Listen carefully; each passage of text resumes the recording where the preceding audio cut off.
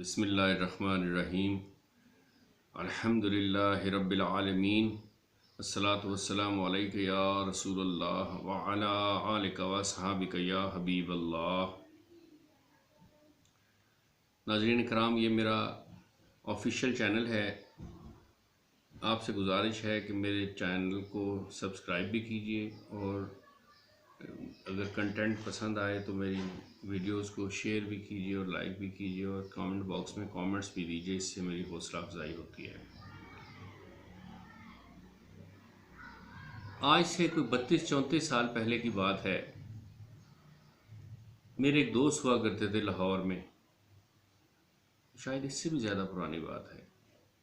उन्होंने मुझे एक नावल दिया पढ़ने के लिए। उसका नाम था मैं एक जासूस था। मैं एक जासूस था ने मेरे अंदर सोच के नए दरवाज़े खोले, नए सवालात को नए जवाबात दिए। तारिक इस्माइल सागर उन शख्सियात में से हैं जिनको मैं अपना उस्ताद तस्लीम करता हूँ, अपना रहनुमा तस्वुर करता हूँ। और उनकी किताबें वादी लहू रंग, कमांडो, मैं एक जासूस था, कोहसारों की आग और न जाने क्या क्या उन्होंने लिखा, अक्सर मेरी नज़र से गुज़रा है। मैंने उसको रो रो के पढ़ा है, उनकी पहली किताबों को। तो वो एक बड़े काबिल आदमी हैं। आज से कोई 7-8 साल पहले, 10 साल पहले उनके अंदर एक ख़ास तब्दीली ये आई कि उन्होंने इल्यूमिनाटीज़ के ख़िलाफ़, फ्री मैसनरीज़ के ख़िलाफ़ और ये जो शैतान के पुजारी हैं इनके ख़िलाफ़ बड़ी मुहक्किकाना अंदाज में कलम उठाया और नवाए वक्त में बड़ी तफसील से लिखा। वो शायद उनकी एक किताब उनको किसी ने तोहफे में दी थी, द सिनेगोग ऑफ सैटर्न के नाम से एक किताब थी, किसी मुसाद के एजेंट ने लिखी थी जिसको बाद में गोली मार दी गई। उसका उन्होंने लगभग तर्जुमा ही कर दिया सारे का सारा उसमें। और फिर उसके अलावा भी उनकी अपनी काफ़ी रिसर्च है, बड़ी साहिब मुताला हैं। अभी कोई 20 मिनट पहले उन्होंने एक वीडियो जो है वो अपलोड की है एजेंडा 2030 के नाम से। ये अक़वाम मुत्तहिदा का जो टारगेट है, मनसूबाबंदी है 2030 तक के लिए, उसके ऊपर उन्होंने बात की है, जिसमें वो 1 गवर्नमेंट और 1 स्टेट बैंक और 1 मिलिट्री और इसी तरह नो प्राइवेट ट्रांसपोर्टेशन और इसके अलावा no sovereignty of any country, मतलब ये बॉर्डर्स वगैरह ये सब इनकी कोई हैसियत नहीं होगी। कैशलेस सोसाइटी, कैश नहीं होगा, आप डिजिटल करेंसी की तरफ चले जाएंगे और पूरी दुनिया को ले जाएंगे। और मैंडेटरी होगा कि सब लोग वैक्सीन्स करवाएंगे। और फिर ये RFID चिप्स और ये सब इसके ऊपर उन्होंने बात किया है। इसके बाद कुछ रह नहीं जाता। मतलब ये है कि आपके पास ये इख्तियार भी नहीं होगा कि आप कलमा पढ़ना चाहते हैं और आपको इजाज़त नहीं हो स्टेट देगी तो आप पढ़ नहीं सकेंगे। तो मैं उनकी चीज़ों को मज़ीद एलेबोरेट नहीं करना चाहता। उन्होंने बहुत ही खूबसूरत अंदाज में वो सारा काम किया है। वो बड़े बेहतरीन मुहक्किक हैं। उनके पास वो ख़ुद एक टीम है, उनको टीम की क्या ज़रूरत है, फिर भी उनके पास एक टीम भी है। तो आज उन्होंने पहली दफ़ा, जिसकी मुझे बड़ी कमी महसूस होती थी, कि ये उनके सब अहवाल तो हमें बताते हैं, ये तो बताते हैं कि ये शैतान के पुजारी जो हैं, ये दज्जाली निज़ाम वाले जो हैं, ये अश्कनाज़ी ज्यूज़ जो हैं, ये कर क्या रहे हैं पूरी दुनिया की इंसानियत के इंसानों के साथ। लेकिन उसके लिए कोई राह अमल, कोई हिकमत अमली, कोई लाइन ऑफ एक्शन नहीं देते। तो आज उन्होंने ख़ुद एतराफ़ किया है कि आज मैं पहली दफ़ा हिकमत अमली भी दे रहा हूँ। तो मैंने इस पे काफ़ी सारा ज़िंदगी में काम किया है। मेरी ज़िंदगी के 30-35 साल मुताले में गुज़र गए हैं। और मैं अब ये बताऊं कि मैंने क्या कुछ मुताला किया है, किस किस शोबे को पढ़ा है, तो ये इससे वक्त ज़ाया होगा। मेरे चैनल के अबाउट सेक्शन में जो कुछ सब्जेक्ट्स लिखे हुए हैं, इन सब के ऊपर अल्लाह ने मुझे काबिल कदर हद तक महारत अता की है। इंशाल्लाह वक्त आने पे इन सब में से हर एक के ऊपर मैं गुफ्तगू भी करूँगा। मौजूदा जो चैलेंजेस हैं दज्जाली निज़ाम के और जो तहज़ीबों का टकराव है, اس میں ہمیں کیا کرنا چاہیے، کیا طریقہ اختیار کرنا چاہیے کہ ہم نبرد آزما ہو سکیں؟ کیا ہم غزوہ ہند کی احادیث کو ہی ریپیٹ کرتے رہیں گے تو کام چل جائے گا؟ کیا ہم خالی ہر اسلامی مہینے کی 11 تاریخ کو 11ویں کی کا ختم دلواتے رہیں گے، محفلیں کراتے رہیں گے تو کام چل جائے گا؟ یا الحمدللہ رب العالمین، یا پھر ہر سال 12 ربیع الاول پہ برقی کمکمیں لگا کر اور کھانے پکا کر لوگوں کو کھلا کر اور نعتیں سنا کر ہم یہ سب کام کر گزریں گے، جبکہ دشمن جو ہے بہت بڑی پلاننگ کر کے بیٹھا ہوا پچھلے 200-250 سال سے؟ تو یا تو یہ ایک ایسی جنگ ہے کہ یا تو اس دنیا سے اللہ کا نام لینے والے ختم ہو جائیں گے، یا پھر شیطان کی پوجا کرنے والے ختم ہو جائیں گے، بیچ کا کوئی راستہ نہیں ہے۔ تو اس سلسلے میں میجر منہاج سے لے کر اور جاوید احمد الغامدی تک بہت سارے لوگوں نے بہت ساری حکمت عملیاں اور طریقہ کار پیش کیے ہیں کہ امت یہ کرے تو اس کی نشاط ثانیہ ہو جائے گی۔ اس میں سنجیدہ لوگ بھی ہیں، ابو الحسن علی ندوی صاحب بھی ہیں، تو دوسری طرف حافظ محمد موسیٰ بھٹو جیسی شخصیت بھی ہیں، بے لوث شخصیت، جس میں پیر کرم شاہ صاحب بھی ہیں، جس میں پیر نصیر الدین شاہ صاحب بھی ہیں، جس میں پیر مہر علی شاہ صاحب جیسی شخصیت بھی ہے۔ تو ہمیں جو عام انسان کیا کرے، علماء کرام سے تو زیادہ امیدیں نہیں ہیں لوگوں کو، سیاستدانوں سے بھی نہیں ہیں۔ تو یہ اب تو میں معذرت سے بڑے ادب سے عرض کر رہا ہوں کہ یہ جو رائج الوقت خانقاہی نظام ہے، اس سے بھی ایسی کوئی بڑی توقعات نہیں ہیں کہ وہ کچھ بہت بڑا کردار ادا کریں گے۔ ان میں ایسا نجم الدین کبریٰ جیسی شخصیت تو نظر نہیں آتی کہ وہ 99 سال کی عمر میں 100 سال کی عمر تک وہ وظائف پڑھتے رہے اور اپنے طریقے کے اسباق پڑھتے رہے، لیکن جب ہلاکو خان چنگیز خان والی جو فتنہ جب سامنے آیا تو پھر انہوں نے گھوڑے کی زین کسی اور پھر تلوار اپنے نیام میں لگائی اور جہاد کے لیے نکل پڑے۔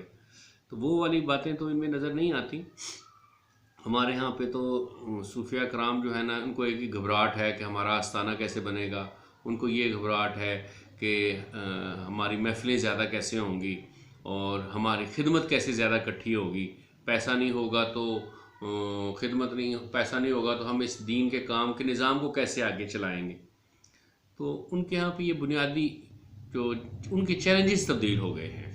اب وہ فقر کی مسند پہ بیٹھنے والے صوفیہ کرام نہیں ہیں مولانا روم کی طرح۔ اب حضرت ابو الحسن علی خرقانی رحمۃ اللہ تعالیٰ علیہ جیسی شخصیت نہیں ہے جو بادشاہ وقت سے ملنا نہیں چاہتے اور ملنے آ جائے تو چراغ بجھا دیتے ہیں۔ تو لیکن ہر انسان نے اپنے اعمال کا جواب دینا ہے، ہمیں زندگی کیسی گزارنی ہے۔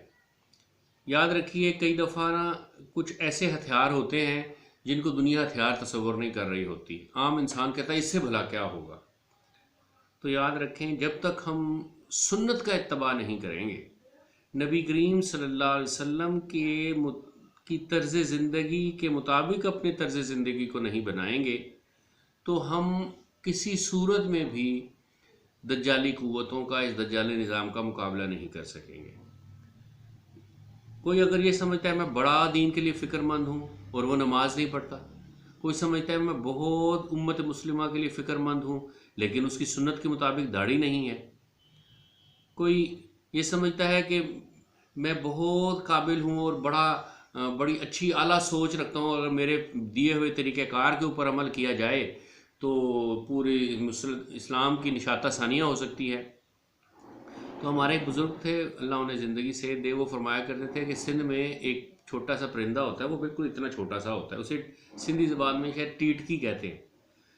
تو وہ جب رات کو سوتا ہے تو وہ اپنی ٹانگیں دونوں جو ہے اس کی ماچس کی تیلیوں سے بھی زیادہ پتلی پتلی ٹانگیں ہوتی ہیں، بلکہ وہ زیادہ موٹی ہیں، اس سے 3-4 گنا پتلی ٹانگیں ہوتی ہیں اس کی۔ تو ہمیشہ وہ آسمان کی طرف کہتے ہیں کہ جب رات کو سوتا ہے تو وہ اپنی ٹانگیں آسمان کی طرف کی ہوئی ہوتی ہیں۔ اس نے کسی نے اس سے پوچھا کہ یہ تم نے ٹانگیں جو ہے آسمان کی طرف کر کے کیوں سوتے ہو؟ اس نے کہا بھائی دنیا ساری غفلت میں سو رہی ہوتی ہے، میں یہ ٹانگیں اس لیے اوپر کر کے رکھتا ہوں کہ اگر کہیں آسمان گر گیا تو اس کو ٹانگوں پہ روک تو سکوں، کہ ورنہ ساری دنیا تباہ ہو جائے گی، سب ملیا میٹ ہو جائے گا۔ تو ہمارے یہاں پہ ایسی ٹیٹکیاں بہت ہیں جن کی نظر میں ان کا وزڈم، ان کی عقل، ان کا تجربہ بہت اہمیت کا حامل ہے، اور حضور نبی کریم صلی اللہ علیہ وسلم کا وزڈم، حضور نبی کریم صلی اللہ علیہ وسلم کا لائف سٹائل، حضور نبی کریم صلی اللہ علیہ وسلم کے اخلاق، حضور نبی کریم صلی اللہ علیہ وسلم کا خوف الہی، یہ شاید اتنی زیادہ اہمیت کا حامل لگتا ہے نہیں ہے ان کی نظر میں۔ تو ہم جب تک صوفی نہیں بنیں گے نا، جب تک ہم اللہ کا ذکر کرنے والے نہیں ہوں گے، ہمارا باطن جو ہے، ہمارا قلب اللہ کے ذکر میں مصروف نہیں ہوگا، اور جب تک ہمارا جو ظاہر ہے وہ سنت کے مطابق نہیں ہوگا اور ہم فرائض پر عمل کرنے والے نہیں ہوں گے، ہماری آنکھیں جھکی ہوئی نہیں ہوں گی، ہماری زبان اللہ کے ذکر سے تر نہیں ہوگی، یہ زبان سچ بولنے والی جب تک نہیں ہوگی، ہم اولیاء اللہ سے فیض اخذ کرنے والے نہیں ہوں گے، اسلام کے روحانی پہلو کو زندہ کرنے والے نہیں ہوں گے، ہم ایک دن کسی نہ کسی طریقہ تصوف میں سلوک طے کرنے والے نہیں ہوں گے، ہم اللہ کا ذکر کرنے والے کثرت سے نہیں ہوں گے، ہم عاجزی انکساری کرنے والے نہیں ہوں گے، تو یہ جنگ ہم لڑ نہیں سکتے، پھر ہم کھیدے کے ہاتھی بن جائیں گے، پھر ہم امت مسلمہ کا حال ایسا ہو جائے گا کہ جیسے بیوہ کا کھیت اور سادھو رکھوالا ہوگا، جیسا کہ ہے ابھی بھی۔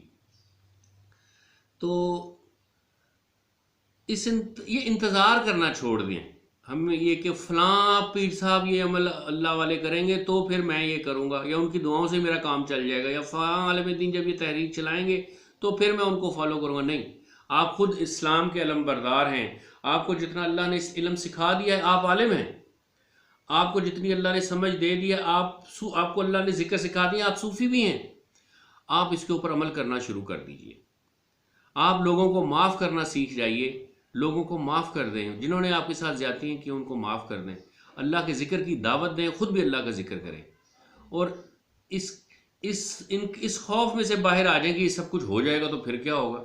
بس ایک فرق سمجھ جائیے کہ شیطانی طاقتوں کے پیچھے، دجال نظام کے پیچھے جو سب سے بڑی طاقت ہے وہ شیطان خود کھڑا ہے، اور کلمہ پڑھنے والے کے پیچھے اللہ اور اس کے رسول صلی اللہ علیہ وسلم کھڑے ہیں، تو ان کی طاقت اور قوت کا مقابلہ اور موازنہ تو کیا ہی نہیں جا سکتا شیطان کے ساتھ، شیطان کی کوئی ہستی اوقات نہیں ہے۔ ایک اور بات بھی سمجھ جائیے کہ آپ جتنا بھی احادیث کے ذریعے، قرآن کے ذریعے اور اسرائیلیات کو پڑھ کے بھی دیکھ لیں تو شیطان کبھی بھی خود میدان جنگ میں نہیں اترتا، چاہے وہ جنگ انفرادی شخصیت پہ ہو، انفرادی ہو یا اجتماعی جنگ ہو بڑی، شیطان ہمیشہ ہمیں ہی ہمارے خلاف اکساتا ہے، ہم سے ہی ہمارے خلاف جرم کرواتا ہے، اور پھر ہمیں ہی سزا دلواتا ہے۔ اگر ہم کسی طریقے سے ہمارے اندر یہ ریزسٹنس پیدا ہو جائے کہ ہم اس کے اکسانے کے اوپر، ورگلانے کے اوپر جو ہے وہ ورگلائے نہ جائیں، اکسائے نہ جائیں، تو وہ کچھ بھی نہیں کر سکتا۔ لیکن یہ کام کب ہوگا؟ یہ کام تب ہوگا جب ہم اللہ کا ذکر کریں گے۔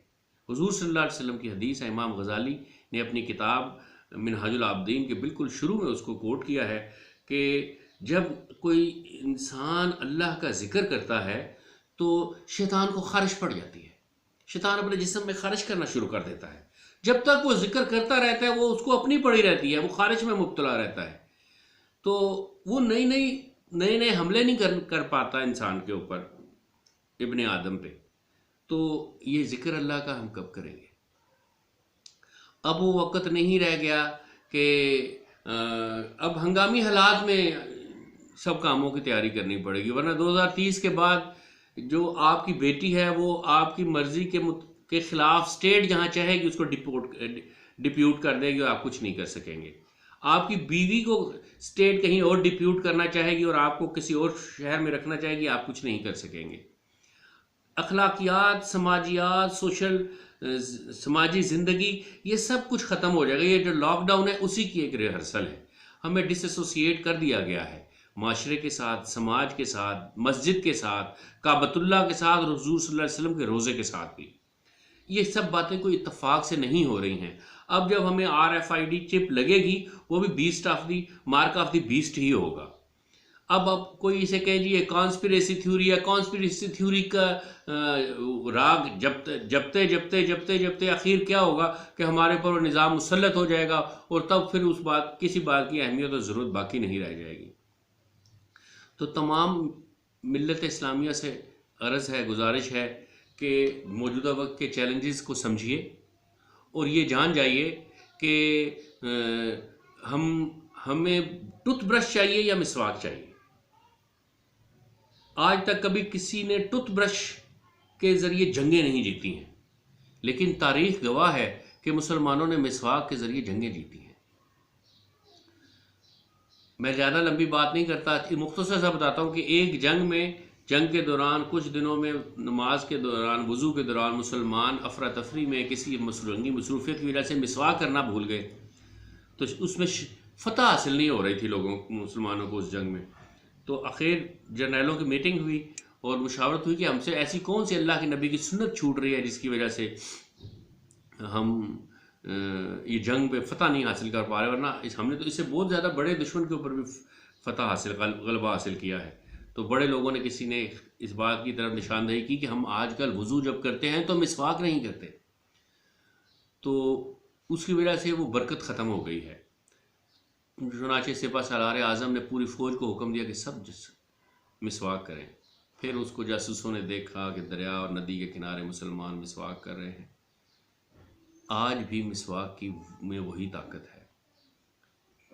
اگر آج بھی ہم مسواک کے ساتھ عشق کرنے لگ جائیں تو آج بھی وہ نتائج ظاہر ہو سکتے ہیں۔ اور ایک اور بات بھی سمجھ جائیے، بڑی دستار باندھ کے، بڑی داڑھی رکھ کر، سفید پیراہن پہن کر، پھر سفید چادر اوڑھ کر، پھر اللہ اللہ کے نعرے لگا کے آپ مسلمان ہونے کی جو ذمہ داریاں ہیں ان سے نبرد آزما اس وقت تک نہیں ہو سکتے جب تک آپ اس کلمہ طیبہ اور اللہ کے ذکر اور اللہ کے نبی کے آخری نبی ہونے کے خلاف اٹھنے والی آوازوں اور بڑی بڑی مہموں کے خلاف جہاد کا جذبہ نہیں رکھتے، اور جہاد کا عملی منصوبہ بندی نہیں رکھتے۔ ہم نے زندہ رہ کے کیا لینا ہے؟ کیا ایک آدمی ڈسپرین کھاتا ہے مر جاتا ہے، اور ایک آدمی کو سٹنگر میزائل لگتا ہے وہ مر جاتا ہے، تو ایٹ دی اینڈ آتی تو موت ہی ہے نا۔ وہ گھر کے بستر پہ آ جائے، ہاسپٹل میں آ جائے، یا پھر کسی سرحد پہ کھڑے ہوئے جنگ کے دوران آ جائے، بارڈر پہ آ جائے، تو اس سے ہم ڈرتے کیوں ہیں؟ جب ہم نے مر ہی جانا ہے، یہ دنیا عارضی دنیا ہے، یہ فنا ہونے والی دنیا ہے، اس دنیا کے پہاڑوں نے، آسمانوں نے، زمینوں نے، ستاروں نے، سب نے فنا ہو جانا ہے، تو ہم نے بھی فنا ہو جانا ہے، ہمیں بقا تو نہیں ہے۔ تو ہم اللہ کے ساتھ جو ہم وعدہ کر کے آئے ہیں، جو ہم نے اس سے اگریمنٹ کیا ہے کلمہ پڑھنے کے بعد، اس کے لیے خالی تبلیغ کا جذبہ کافی نہیں ہے۔ تبلیغ سے تو نیک روحیں جو ہے اسلام کی طرف آئیں گی، جو شیطان کے اثر میں ہیں اور ان کے رگ و ریشے میں خود شیطان دوڑتا ہے، وہ تو آپ کا قرآن اور حدیث سن کے اسلام قبول نہیں کریں گے۔ ان کو تو تلوار کے ذریعے، ان کو تو ہتھیار کے ذریعے، ان کا ہتھیار بند ہو کے ان کے ساتھ بات کرنی ہے، مقابلہ کرنا ہے، ان کی جان لینی بھی ہے اور اس جنگ میں اپنی جان دینی بھی ہے۔ تو جب تک ہمارے اندر یہ جو ہم اپنی جان کو بڑی اہمیت، یہ کوئی ہماری زندگی کا خدا تو نہیں ہے، رب ہے، زندگی اس کی ایک امانت ہے ہمارے پاس، یہ اس نے واپس لے لینی ہے، تو اس کو عزت دار طریقے سے کیوں نہ ہم واپس دیں اس کو۔ تو یاد رکھیے، یہ جہاد کا جذبہ، سنت پہ اتباع کا جذبہ، اور اپنے ارد گرد لوگوں کے ساتھ جڑنے کا جذبہ، ان کے ساتھ محبت کرنے کا، ان کے ساتھ فکر مندی رکھنے کا جذبہ، یہ جب تک ہم میں نہیں آئے گا اور فی الفور نہیں آئے گا، تب تک آپ ان چیلنجز سے نبرد آزما نہیں ہو سکیں گے۔ ہم دنیا کے اختتام کی طرف چل رہے ہیں، چل نہیں رہے ہیں بلکہ دوڑ رہے ہیں، اور شیطان اور شیطانی قوتیں یہ چاہتی ہیں کہ اس دنیا کے اختتام سے پہلے ایک دفعہ اس اللہ کی زمین کے اوپر شیطان کا قانون نافذ ہو جائے، اس کی حکومت قائم ہو جائے، اور سب کلمہ پڑھنے والے کلمے کا انکار کر دیں، اللہ کے ایک ہونے کا انکار کر دیں، نبی کریم صلی اللہ علیہ وسلم کی رسالت کا انکار کر دیں، اور اس کے لیے بلیک میل کرنے کے لیے اس کے پاس بھوک ہے، اس کے پاس انسانوں کو بلیک میل کرنے کے لیے زندگی ہے اور موت ہے۔ تو ایسی صورت میں جب تک ہم اگر چاہیں یا نہ چاہیں، خواہی نہ خواہی یہ جنگ ہم پہ مسلط ہو چکی ہے، ہم انسانیت کی بقا کی جنگ کے میدان میں اتر چکے ہیں۔ ضرورت اس بات کی ہے کہ ہم اس بات کی سنگینی کو سمجھیں کہ اب ہمارے پاس ایون ٹریننگ لینے کا وقت بھی نہیں ہے. ہماری صورتحال ایسی ہے کہ جنگی بنیادوں پہ اور ہنگامی بنیادوں پہ ہم نے اپنی صفوں کو ترتیب دینا ہے، اور اس میں ہر کسی کے حصے کی ضرورت ہے. امیر کی بھی ضرورت ہے، غریب کی بھی ضرورت ہے، اور جوان کی بھی ضرورت ہے، بوڑھے کی بھی ضرورت ہے، صوفی کی بھی ضرورت ہے، ڈاکٹر کی بھی ضرورت ہے، انجینئر کی بھی ضرورت ہے، عالم کی بھی ضرورت ہے. سب کی ضرورت ہے. ہم سب مجاہد ہیں. جس کسی نے کلمہ پڑھ لیا وہ اللہ کے نبی کا سپاہی ہے، اللہ کے دین کا سپاہی ہے، مجاہد ہے، سرفروش ہے. جب تک ہم اپنے سر پہ کفن نہیں باندھیں گے، جب تک ہم حضور نبی کریم صلی اللہ علیہ وسلم کے اوپر بغیر کسی ڈر، خوف اور دباؤ کے درود پاک پڑھنے والے نہیں ہوں گے، جب تک ہم کلمہ طیبہ پاکستان کا مطلب کیا نہیں، دنیا پوری کا مطلب لا الہ الا اللہ محمد رسول اللہ ہے. اس دنیا میں ہم نے اللہ کے اقتدار اعلیٰ کی بنیاد رکھنی ہے. رب کی دنیا تو اس دھرتی، یہ رب کی دھرتی ہے، اور رب کی دھرتی پہ رب کا راج ہی جو ہے وہ قابل قبول ہے. شیطان کا راج قابل قبول نہیں ہے. ایجنڈا 2030 دراصل اس دنیا میں اللہ سبحانہ تعالیٰ کی ہستی کو، وحی کو، انبیاء کو، قرآن کو، دیندار لوگوں کو، اسلام کو، مسلمانوں کو مائنس کرنے کا ایک پروگرام ہے کہ جس میں آبادی بھی کم ہوگی، اور ساتھ میں یہ تمام اسلامیات، اخلاقیات، قرآنیات اور سیرت نبی اور حضور صلی اللہ علیہ وسلم کی محبت اور عشق اور انسان کے دماغ اور نرو سیلز میں موجود وی میٹ ٹو گاڈ جین جو ہے، اس کو مائنس کرنے کا یہ ایک پروگرام ہے. اور یہ پروگرام لاگو ہو چکا ہے، اس کا اطلاق شروع ہو گیا ہے. دعا ہے کہ اللہ سبحانہ تعالیٰ ہمیں اپنے پیارے حبیب صلی اللہ علیہ وسلم کے صدقے میں سرخرو کرے، اور اس دنیا میں سے ہمیں اس طرح لے کے جائے کہ جب ہم اللہ کے سامنے جب حاضر ہوں قیامت والے دن، تو ہمیں کفن نہ پہنا ہوا ہو، ہمیں ہمارے ہی کپڑوں میں دفنایا گیا ہو، کیونکہ شہیدوں کو نہ غسل دیا جاتا ہے اور نہ ہی ان کو کفن پہنائے جاتے ہیں. ان کو انہی کے لباس میں، انہی کی یونیفارم میں دفن کر دیے، ان کی تدفین کی جاتی ہے. وما علینا الا البلاغ.